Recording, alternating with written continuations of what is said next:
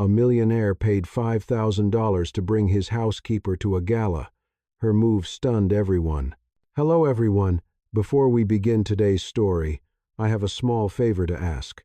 Please hit subscribe and turn on the notification bell so you never miss our channel's new videos.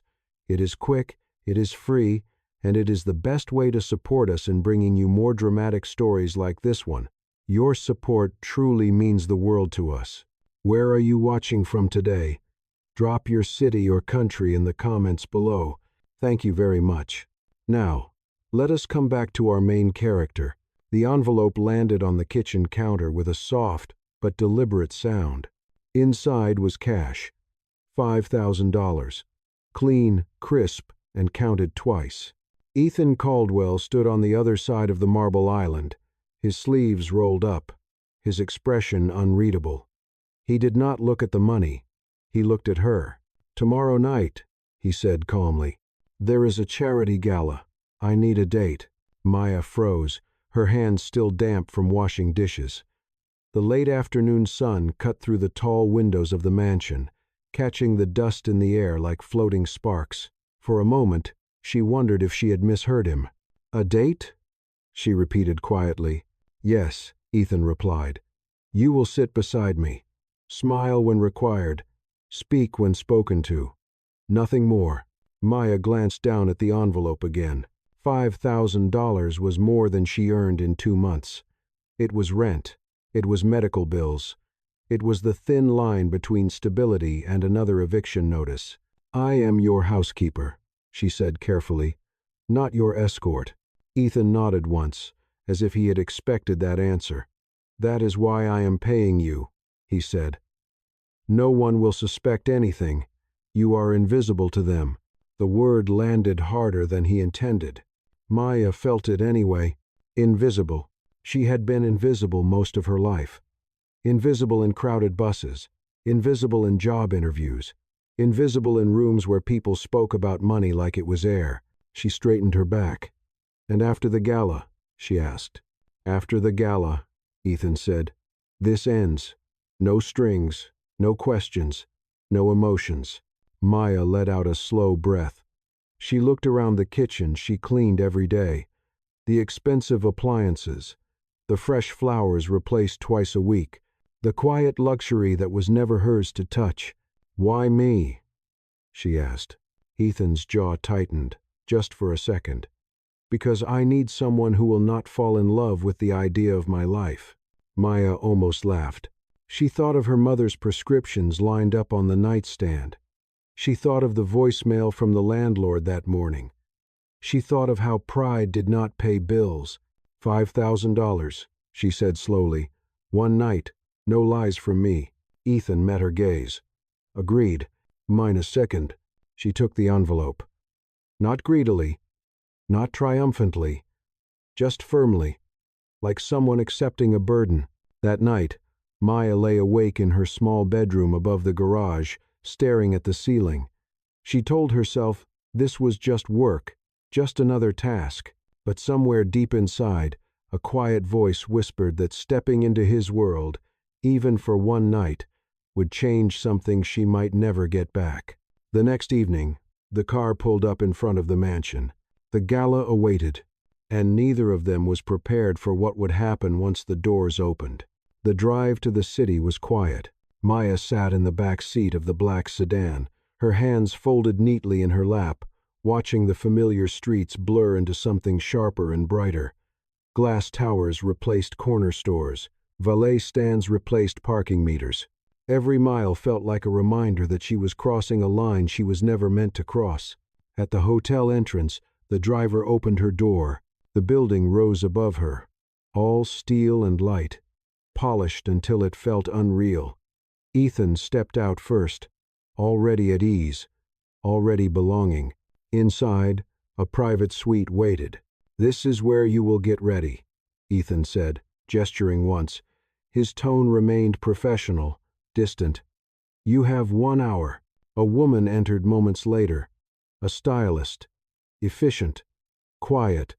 She carried garment bags and shoe boxes like tools of a trade Maya did not understand. When the dress was revealed, Maya hesitated. It was simple. Black. Elegant in a way that did not beg for attention. "I cannot wear this," she said softly. "You can," Ethan replied. "And you will." Maya looked at him then. Really looked. For the first time, she saw not arrogance, but calculation. This night mattered to him. Not emotionally. Strategically. "I will wear it," she said. "But I will not pretend to be someone I am not." Ethan paused. "What does that mean?" "It means I will not lie about my life if someone asks," Maya said. "I will not laugh at jokes that insult people like me. And I will not let anyone treat me like I was bought." Silence stretched between them. Finally, Ethan nodded. "That is acceptable." The transformation was subtle. No diamonds. No dramatic makeup.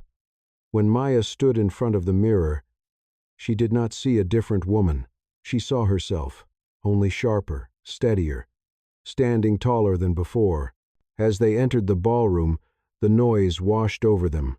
Music, laughter, crystal glasses clinking together, conversations that floated like currency. Heads turned, not because of Maya alone, but because of who stood beside her. "This is Ethan Caldwell," someone whispered nearby. "Who is the woman with him?" Maya felt the weight of every glance. She did not shrink from it. At the first table, introductions began. "This is Maya," Ethan said. He did not add a last name. He did not add a title. A woman in a silver gown smiled thinly. "And what do you do, Maya?" Maya held her gaze. "I work in domestic services." A pause. A flicker of surprise. "How admirable," the woman replied, already looking away. Ethan watched it all. The dismissal. The quiet judgment. Something unreadable crossed his face. Later, when a donor made a careless joke about people who should know their place, Maya spoke before she thought. "Places are usually assigned by people who never had to earn theirs," she said calmly. The table fell silent. Ethan did not stop her. He did not correct her. He only raised his glass, slowly, deliberately. For the first time that night, Maya felt something shift. This was no longer just a performance, and the real test had only begun. The night deepened, and the gala moved from polite observation into quiet confrontation. Maya felt it before she heard it. The shift in the room, the way conversations lowered when she passed, the way smiles tightened, measuring her worth in seconds. Ethan led her toward a quieter corner near the balcony, but they did not make it far. "Ethan," a familiar voice called out. A woman stepped forward, her posture flawless, her smile practiced. Victoria Hale, board member, major donor, someone who had known Ethan long before success had softened his edges. "I did not realize tonight was themed," Victoria said lightly, her eyes moving over Maya without warmth. "Are we celebrating community outreach?" Maya understood the insult instantly. Ethan did not answer right away. "This is my guest," he said. "Maya," Victoria tilted her head. "How generous of you. I suppose even charity needs a face." Maya felt heat rise in her chest, but she did not flinch. "Charity usually does not involve mocking people who keep your homes clean," she replied evenly. A few nearby guests turned. Victoria laughed, short and sharp. "You are bold. Boldness is charming in certain places." Maya smiled back. "So is honesty." The silence that followed was thick. Ethan broke it. "Victoria, we have business to discuss later." Victoria's eyes flicked to him. For a brief moment, irritation surfaced. Then she smoothed it away. "Of course," she said. "Enjoy your evening." She walked off, heels clicking like punctuation. On the balcony, the city spread out below them, light stretching for miles. The noise of the ballroom dulled behind the glass. "You did not have to do that," Ethan said finally. "I know," Maya replied. "But I meant it."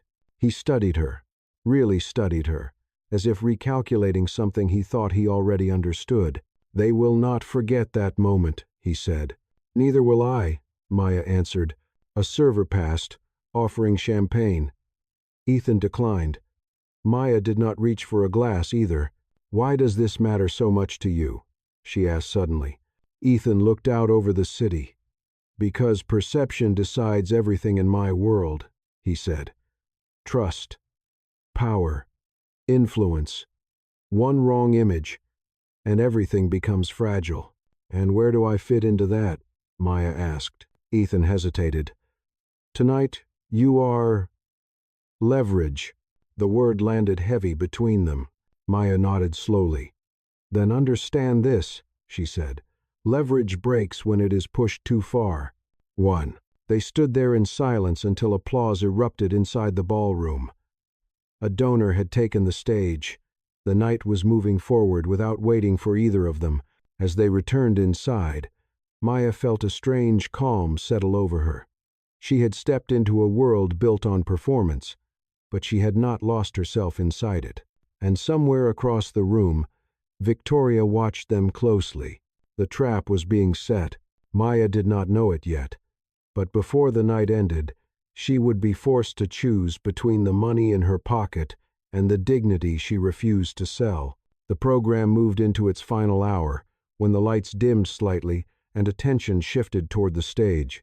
A microphone squealed softly as the host adjusted it. Ladies and gentlemen, he announced, before we conclude tonight, we would like to recognize a few individuals whose contributions have made this evening possible. Hier started Fro. Applause rippled through the room. Maya felt a subtle change beside her. Ethan straightened, his shoulders tightening, as if bracing for impact. Names were called. Donors stood. Smiles were exchanged. Then the host glanced down at his card and paused. And finally, he continued, a special acknowledgement for our newest partnership initiative, spearheaded by Ethan Caldwell. The applause grew louder this time. Ethan stepped forward. He took the microphone with practiced ease, thanked the foundation, spoke about responsibility and vision. Words flowed smoothly, polished by years of repetition. Maya watched from the side, unseen again, and understood something clearly. This was his world, controlled, predictable, until it was not. As Ethan finished, another figure approached the stage. Victoria Hale. I would also like to say a few words, she said, smiling sweetly. With Ethan's permission, of course. Whoever won, the host hesitated, then stepped aside. Victoria faced the room. Tonight is about transparency, she began, about showing the human side of power. And I believe Ethan has done just that by bringing someone very special as his guest. Eyes turned. Heads tilted. Victoria gestured toward Maya. Maya, would you please join us? The room seemed to hold its breath. Maya felt every instinct tell her to refuse, to stay where she was, to disappear. Instead, she walked forward. The stage lights were blinding, the silence heavier than any insult she had heard all night. Victoria smiled wider. Maya works for Ethan, correct? Maya looked at Ethan. He did not interrupt. Yes, she said. I am his housekeeper. A murmur spread through the crowd. Victoria nodded. How inspiring. A perfect symbol of opportunity. She paused, then added, And how much were you paid to be here tonight? The question cut cleanly. Maya felt the envelope in her clutch, its weight suddenly unbearable. Before Ethan could speak, Maya stepped closer to the microphone. I was offered $5,000, she said clearly. For one night. Gasps followed. Whispers ignited. Victoria tilted her head, satisfied. There you have it. Authenticity. Maya did not stop. I accepted because I needed the money, she continued, but I did not accept to be humiliated. Well, she reached into her clutch, removed the envelope, and placed it on the podium. This is not worth my dignity, she said, and no amount ever will be. The room fell into stunned silence. Maya turned to Ethan, her voice steady. The contract ends now. She stepped down from the stage, walking past faces frozen in disbelief. Behind her, the applause did not come, but something far louder did. The truth. The silence inside the ballroom broke all at once. Voices rose. Chairs shifted. People leaned toward one another, hungry for interpretation. Some faces showed shock. Others showed discomfort, as if a mirror had been turned toward them without warning. Ethan stood frozen for a moment, the microphone still warm in his hand. Then he moved. "Wait," he said, his voice cutting through the noise. Maya was already halfway across the room when she heard her name. She did not stop immediately. Her pulse thundered in her ears, louder than the whispers chasing her steps. "Maya," Ethan called again, louder now. She turned. The room watched as he stepped off the stage and followed her, abandoning donors, abandoning protocol, abandoning the carefully scripted ending of the night. "This was not how it was supposed to happen," he said quietly when he reached her. "No," Maya replied. "It was exactly how it was supposed to happen." She looked past him at the crowd. "You invited me into a room that already decided who I was worth listening to." Ethan swallowed. "I should have stopped her." "Yes," Maya said. "You should have." Security hovered nearby, uncertain. Victoria stood at the edge of the stage, her smile gone now, replaced by calculation. Ethan turned back toward the audience. He raised his hand, not asking, but commanding silence. "What you just witnessed," he said, "was not generosity. It was cowardice." Murmurs rippled again. "I thought I could control the narrative by borrowing someone else's presence," he continued. "I thought money could manage perception. I was wrong." He looked directly at Victoria. "This gala exists because of people whose labor is invisible until it is convenient to display them. That ends tonight." A few gasps escaped. Phones were raised. The moment was no longer private. Ethan took a breath. "Effective immediately, I am withdrawing from the partnership that rewards humiliation disguised as transparency." Victoria stepped forward. "Ethan, this is highly unprofessional. Broadidus." "So was tonight," he replied. He turned back to Maya. "You did not owe me silence. You did not owe me gratitude. And you certainly did not owe me your dignity." Maya studied him, searching for performance, for damage control. She found none. "I am leaving," she said. "I know," Ethan answered. "And you should." He reached into his jacket, then stopped himself. Slowly, deliberately, he let his hand fall back to his side. "No contracts," he said. "No money." Maya nodded once. As she walked toward the exit, the doors opened ahead of her, spilling cool night air into the room. She did not look back. Behind her, applause finally began. Not thunderous, not unanimous, but real. Outside, the city felt different. Quieter. Honest. Maya stepped onto the sidewalk alone, the envelope no longer in her hands, the weight lifted from her chest. For the first time that night, she breathed freely, and somewhere behind those glass doors, Ethan Caldwell stood still, realizing that power meant nothing if it cost him the courage to stand with the truth. The morning after the gala arrived without ceremony. Maya woke before her alarm, the quiet of her small room pressing in around her. For a moment, she forgot where she was. Then memory returned, sharp and clear. The stage, the lights, the envelope on the podium. She sat up slowly and checked her phone. No missed calls, no messages. Relief came first. Then something heavier. She dressed for work out of habit, then stopped. There was no mansion to return to, no kitchen to clean. The contract, spoken or not, had ended the moment she walked away. By mid-morning, news clips began to circulate online. Headlines spoke of controversy, of a donor confrontation, of a billionaire who publicly withdrew support from a powerful foundation. Maya did not click on them. She knew her truth already. Across the city, Ethan Caldwell stood in his office, jacket untouched on the back of his chair. The skyline outside his window looked the same as it always had, but the space felt unfamiliar. Meetings had been canceled. Advisors waited nervously. His phone buzzed constantly. He ignored it. Instead, he replayed the night in his mind. Not the humiliation, not the fallout, but the moment Maya placed the envelope down and chose herself. For years, Ethan had believed control was strength. That precision kept him safe. That people were variables to be managed. She had shattered that illusion with a single, quiet act. By noon, the board demanded an explanation. Ethan gave them one. "I will not be associated with a system that rewards silence over dignity," he said. "If that costs me influence, so be it." There was pushback, threats, warnings. Ethan listened, then stood. "Meeting adjourned," he said. That afternoon, Maya walked to the corner grocery store near her apartment.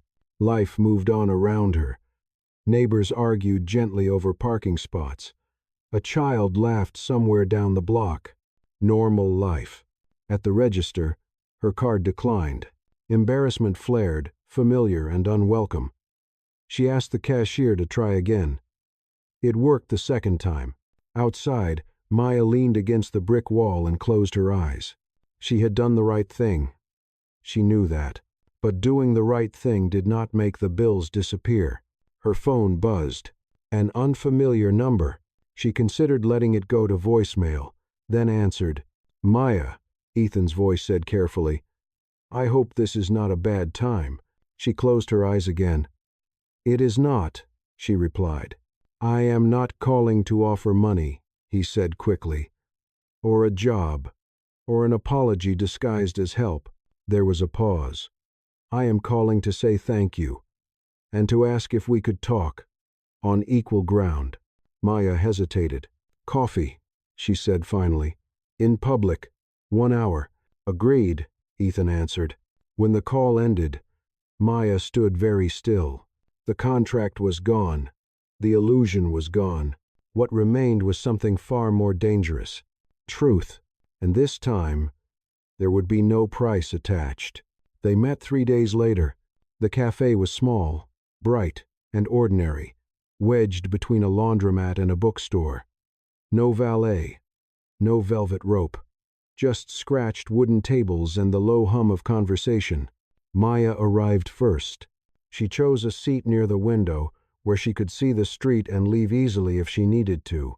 Ethan arrived on foot. No suit, no driver. Just a dark jacket and tired eyes. He did not sit right away. "Thank you for agreeing," he said. Maya nodded once. "You have 1 hour." They ordered coffee. Nothing fancy. The barista did not recognize either of them. For a moment, neither spoke. "I lost 2 board allies this morning," Ethan said finally, "and a major investor." "Hey." Maya wrapped her hands around the mug. "I am sorry." "I am not," he replied. "I am only surprised it took so little to reveal how fragile my position really was." She looked at him then. "Why did you really call me?" Ethan did not deflect. "Because walking away was the first honest decision I have made in years. And it started with you." Outside, a bus hissed to a stop. Life moved on, indifferent. "I am not interested in being your lesson," Maya said. "I know," Ethan answered. "That is why this is not about redemption. It is about consequence." He took a breath. Victoria filed a complaint. She is framing the gala as reputational damage caused by a staged provocation. Maya felt her stomach tighten. "Me?" "Yes," Ethan said. "She wants to make you the narrative, a symbol of chaos, of poor judgment. And you?" Maya asked.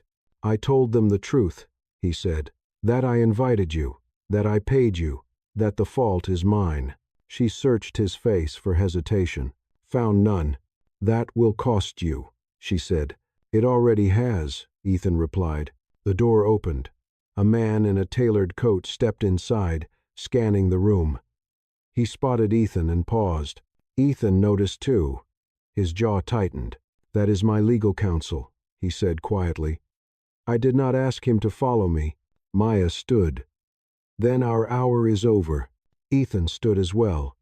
Before you go, there is one thing you should know. She waited. I am launching an internal review, he said. Independent. Public. Focused on labor practices across every company I control. Maya laughed once, softly. That sounds expensive. It is, Ethan said. And necessary. She studied him, weighing intention against impact. Do not do this for me, she said. I am not, he replied. I am doing it because pretending neutrality is how harm survives. The lawyer approached, his expression tight. Ethan, we need to talk. In a moment, Ethan said without turning. Maya picked up her coat. If you want to change systems, she said, you do it without putting my face on the front of it. I will, Ethan said. No press, no mentions. She nodded.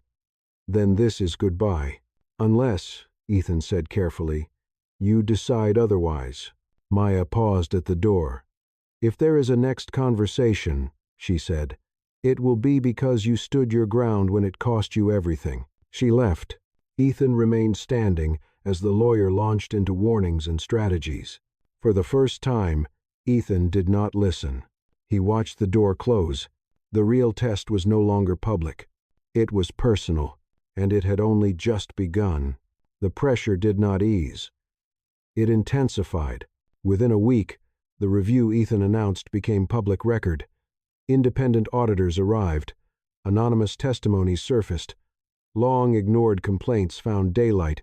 So did resistance. Victoria Hale appeared on morning programs, her words polished and sharp. She framed the gala as recklessness. She framed Maya as manipulation. She framed Ethan as unstable. Ethan did not respond. He shut down interviews. He refused prepared statements. Instead, documents were released. Wage gaps, contract abuses, silence bought with non-disclosure agreements. The narrative shifted, quietly at first. Then all at once, Maya followed none of it directly. She worked temporary shifts. She helped her mother with appointments. She lived carefully, measuring each day in small victories. One afternoon, a letter arrived. No logo, no return address. Inside was a single page. Maya, you asked me not to put your face on this. I have kept that promise. The review will continue without you, regardless of outcome. If you ever want to see what comes of it, you know where to find me. Ethan, she folded the letter and set it aside. 2 days later, she found out anyway. The foundation announced leadership changes. Victoria resigned before removal. The partnership dissolved.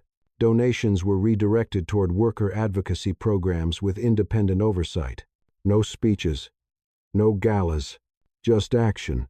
Maya sat on the edge of her bed, the letter still unopened beside her. She had learned to distrust timing that felt too neat. Her phone buzzed. An unknown number. She hesitated, then answered. Maya, Ethan said, I did not expect you to pick up. You said if I wanted to see what came of it, she replied. I have seen enough. Silence stretched. I am stepping down as chief executive. Ethan said finally. The words landed heavy. You do not need to do that, Maya said. I do, he answered. Leadership without trust is just authority. She closed her eyes. What happens to you now? I rebuild, he said. Slowly, quietly, without shortcuts. Another pause. I am not asking for anything, Ethan added. I just wanted you to hear it from me. Maya breathed out. Thank you for telling me. They hung up without promises. That evening, Maya walked past the cafe where they had first met. The lights were on, the tables full. On impulse, she stepped inside. Ethan was there, not waiting, not searching, just sitting, a notebook open in front of him, unreadable from a distance. He looked up. Surprised. You came, he said. I did, Maya replied. Not because you asked. Because I wanted to see if you meant it. He closed the notebook. I did. They sat, Not as employer and employee, not as scandal and symbol. Just two people who had both lost something they once relied on. "I am not here to start over," Maya said. "I know," Ethan replied. "Neither am I." She studied him. The posture was different. The certainty gone. Something steadier had replaced it. "This is not a contract," she said. "No," Ethan agreed. "It is a choice." Outside, the city moved forward, unaware of how rare that was. For the first time, Maya did not feel like she was stepping into someone else's world. She felt like she was standing on equal ground, and that made all the difference. Time did not rush them. Weeks passed, then months. The noise faded. Headlines moved on to easier stories. What remained were quieter changes, the kind that did not trend, but endured. Maya found steadier work, not glamorous, not symbolic, honest. She helped her mother recover. She paid down bills slowly. Life did not transform overnight, but it stabilized. That was enough. Ethan rebuilt in pieces. He stepped away from boardrooms and learned to sit in rooms where he was not in charge. He listened more than he spoke. He funded programs without attaching his name. When mistakes surfaced, he did not manage them away. He addressed them. They met sometimes, always in public places, always without expectation. Coffee became walks. Walks became conversations that lasted longer than planned. No contracts, no promises, no performances. One evening, they stood at a quiet park overlooking the city. The skyline glowed in the distance, familiar now to both of them in different ways. "I was wrong about power," Ethan said, hands in his pockets. "I thought it meant control." "And now?" Maya asked. "I think it means responsibility," he replied. "And restraint." She nodded. "That sounds harder." "It is," he said. "But it feels real." They stood in silence, the kind that did not ask to be filled. "I am not afraid of you anymore," Maya said quietly. Ethan looked at her. "I am not afraid of losing control anymore." She smiled at that. Not wide, not dramatic, just enough.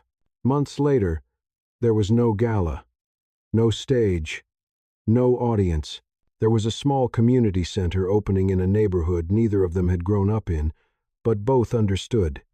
Ethan stood off to the side, unintroduced.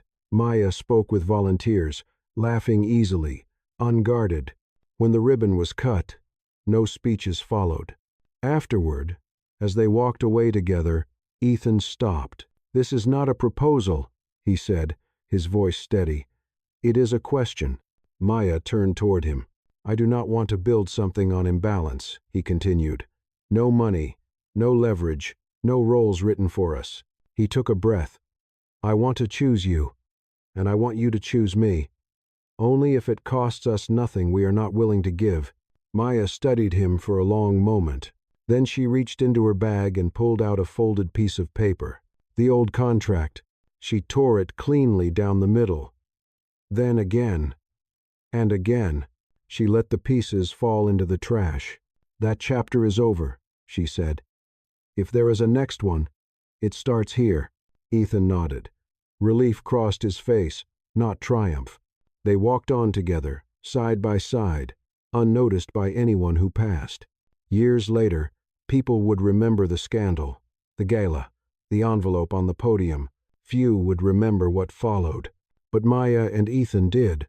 They remembered the moment something fake ended, and something real began.